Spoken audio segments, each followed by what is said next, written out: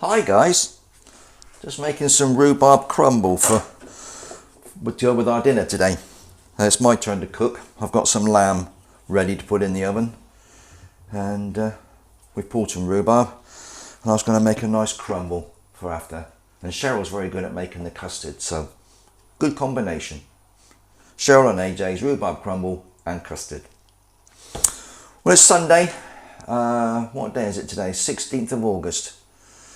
It's been a cold, damp, miserable few days, to be honest, up here. I know some areas of the country have had some really lovely weather. They've had high temperatures and sunshine and glorious days. But for the best part of this week, we've had fog, drizzle, cold. I think the warmest temperature's been about 14, 15 degrees. Not very nice up here. I was listening to the radio this morning, and the DJ this morning said, "What a fantastic week we've had." I thought, you're obviously not living in the northeast, mate, because it's been absolutely freezing up here. Never mind.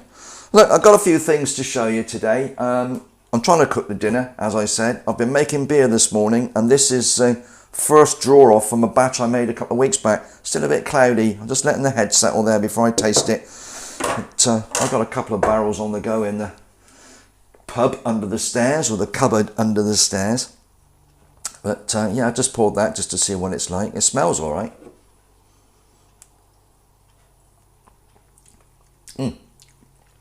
Tastes really nice. It's a, if I'm not mistaken, it's a Yorkshire bitter. I'm not sure. I'll have to double check, but Yorkshire bitter, I think. It's really tasty. But it needs some time to clear. It's just a little bit cloudy, but it's absolutely fine. Well, rhubarb crumble, roast lamb dinner, that's on the cards for this afternoon. Let's pop out in the garden and fetch your jacket because it's a bit chilly out there, and I'll show you a few things that I'm up to outside.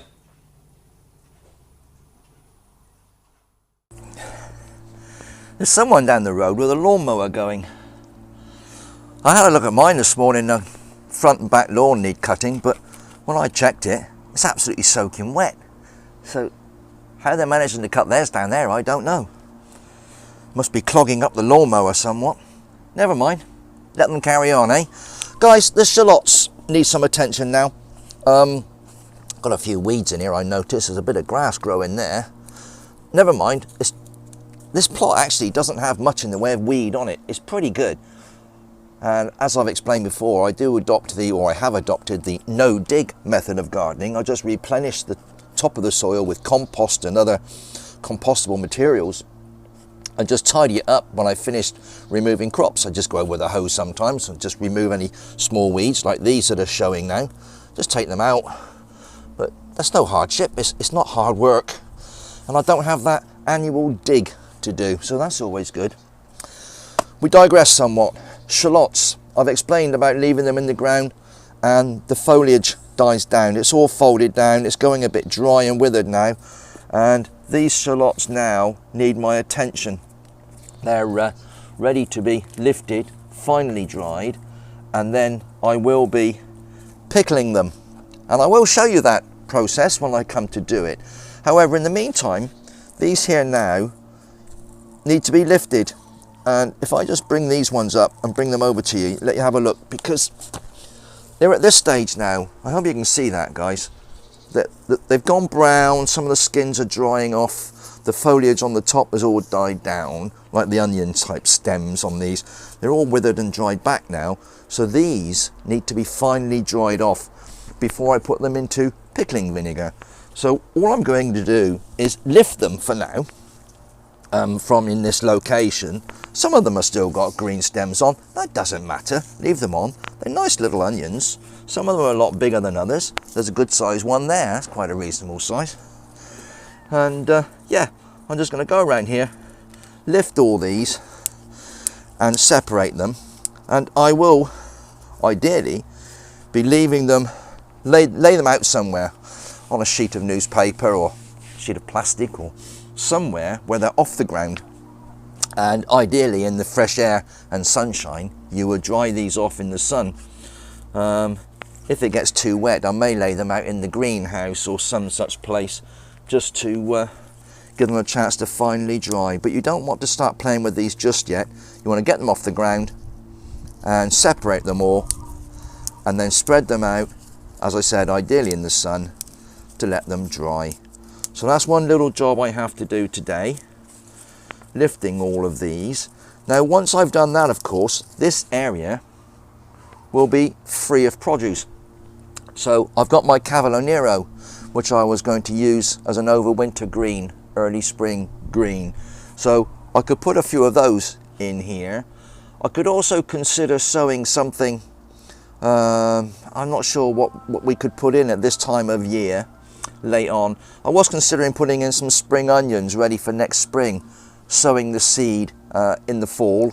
So that'll be sort of September, October time, sow the spring onions, and possibly some broad beans, put those in so that I get some crops early next year. So if I do come to put anything back in this ground, I will definitely bring you along and show you that, guys. There's lots of possibilities, lots of things I could be putting in, ready for next year. But the important part at the moment is just to take all these shallots, lift them, separate them, spread them out and dry them, and then we will top and tail them and put them into vinegar. Lovely pickled onions for the coming autumn and winter season. My peas are almost over now, and I've been out here this morning, and indeed Cheryl was out here yesterday. The last of the pods, if you get in here, there's still quite a few inside. They're going pale now, almost going slightly brown. They're full of peas.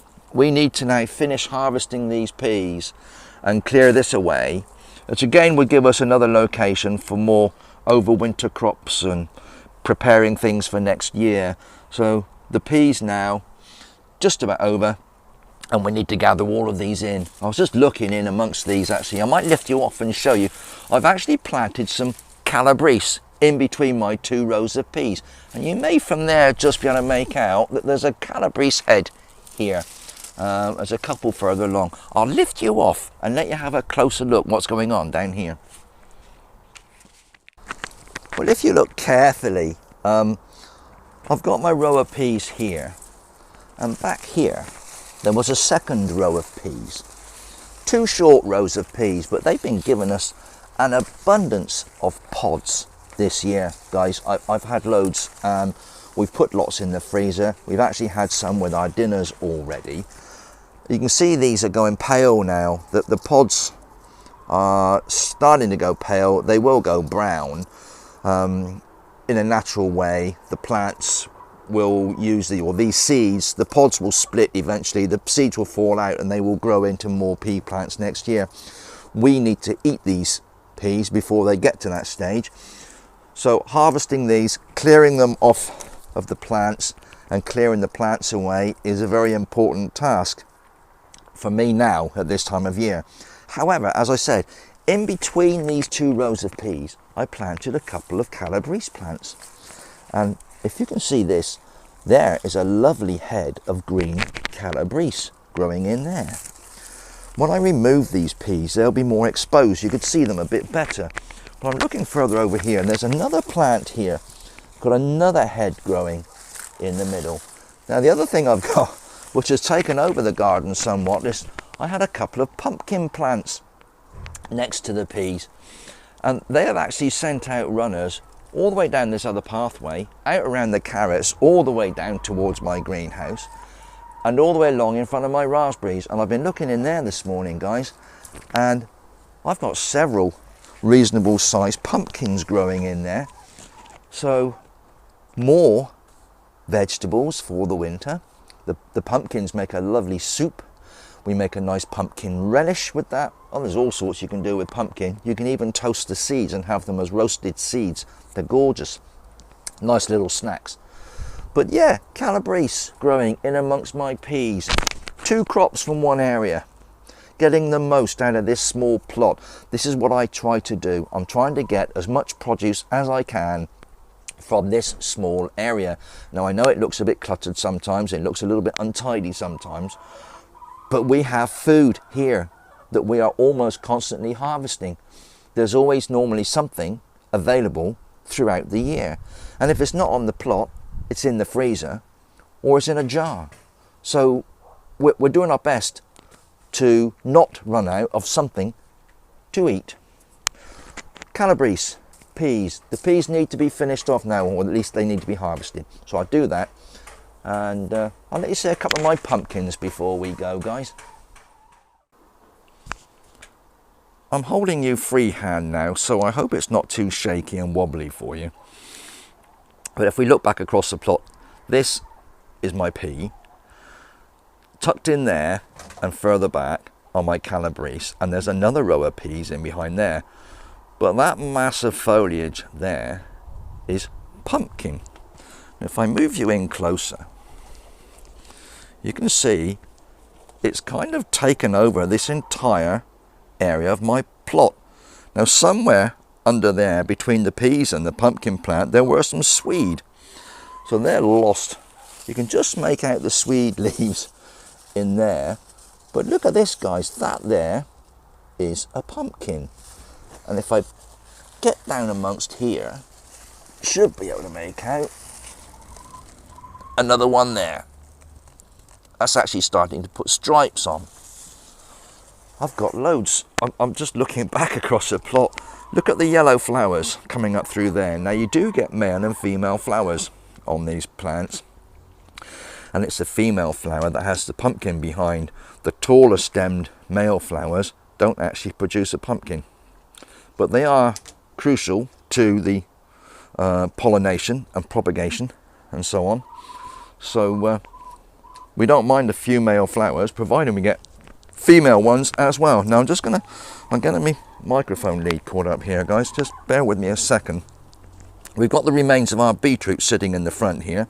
There's still quite a few beetroot in there to pull out. I'll just bring you down in, let you have a look in there. You can see there are several nice beetroots tucked in there. Some smaller ones in front here, but they're still usable. We are still using them. Cheryl's been making her little beetroot relish, and we've pickled some as well. But this pumpkin, this bit here, is from the same plant. Goes all the way up there and all the way back over there, back to there. That is huge. And I've sort of trained it to come down the path, and it's coming around here, and it's still going. It's enormous. It's kind of taken over somewhat, but if we get down here and pop in here, you can see there's two female flowers here. So there's a pumpkin on the back of that one, and again there's one on the back of there, and in here there's a small one gone yellow already. I think that might be a little bit premature to go yellow. I wanted to see this about a football size before it started to change colour. If we come around here, there's another one, and yet another one. We have an abundance of pumpkin from that one plant, and somewhere further back there was a second, and that's sending its runners out through the carrots that way and back around to meet down here. So we've got pumpkin all over the plot at the moment, which is a bit of a surprise. We weren't expecting them to go quite so big, but they're doing very, very well. We're very pleased. You can see the cornflowers growing there. The cornflowers I put in, I just had some seeds left over. I threw them on the floor there in front of Daisy's run. I thought they'd look nice up against her run, but they've gone a lot bigger than I expected, and they've blocked the pathway somewhat, guys. So I'm getting caught. Hang on, I've got my microphone lead wrapped around my beetroots. Goodness me, now worse. Those few cornflower seeds I planted here have gone absolutely mad. They've completely covered the pathway there. They look lovely. They're attracting all the bees, hoverflies and other pollinating insects in here. And when they get close to the fence, Daisy here, bless her, has a little peck at them, don't you, Daisy? And my finger occasionally, don't you, little rascal? But the pumpkins have gone mad, as I said earlier. Coming all the way through the carrots, loads of pumpkins growing. So if we do anything with those, if we make any soups and chutneys and other things, we'll give you some idea of what we're doing with them. I've got some parsnip tucked under there as well. There's a whole crop of parsnip there, the last of my broad beans. There's a tub there that's got potato in it. You saw my potato reveal in the last video. I've got lots more here to work through. We're actually still using the ones I took the other day. 36 potatoes, 2.5 pounds of potatoes from one tub that was, in terms of size, probably similar to that shopping bag planter there. There were 3 tubers planted in the tub, and we had 36 potatoes amounting to 2.5 pounds in weight, which was rather lovely to find. Guys, I've got a lot to do. I've got peas to clear, shallots to finish lifting, a few other things to tidy up. Daisy's obviously wanting some attention. I think I might have to top up her food and change her water, and we will be checking for an egg if there are any. She hasn't laid for a couple of days. Let's have a quick look while you're here, just to see if there's anything going on. No, Daisy, you're letting me down, girl. No eggs today. Never mind. Right, rhubarb crumble to finish making, roast lamb dinner, shallots to finish lifting, peas to finish harvesting, and anything else while I'm out here. It's been quite a productive morning, guys. I've lifted all the shallots, I've tidied them up, split them all up, and I've spread them on this little tray that I've got knocking around. This actually used to be the base of a small rabbit hutch. It's got a galvanized tin base. It makes an ideal tray for use in the garden. I've split all the shallots up. As you can see, there were some as big as this, and some of the smaller ones. I suppose this one in the tiny corner here, yeah, tiny little one like that, I might not use that, a bit too small, but on average they're all a reasonable size. So I've spread them out on this tray, and these I now want to dry off. So when they're all pretty dry, that's when I will rub off the skins, top and tail, and pickle. And as I said, we will go through that process with you guys once we come to do it. Also the peas. This was the last of the peas. Bit of the pea vine there. We don't want that. But the last now. I've cleared them all away. I just cut them off at base. I don't lift up the roots.